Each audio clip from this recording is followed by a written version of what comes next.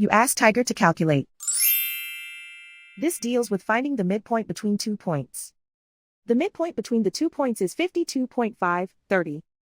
Let's solve it step by step. Plot the 2 points and calculate the midpoint using the formula. The coordinates of point 1 are x1 equals 35, y1 equals 15.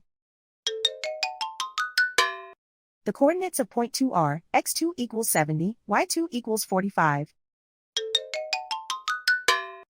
PM represents the midpoint of the 2 points.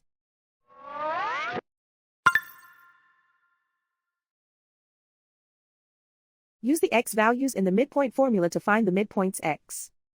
x1 equals 35. x2 equals 70.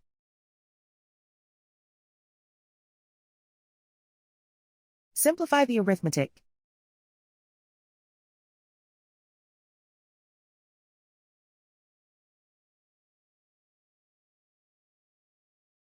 Use the y values in the midpoint formula to find the midpoints y. y1 equals 15.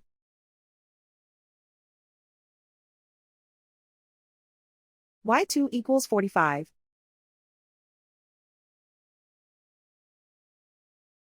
Simplify the arithmetic.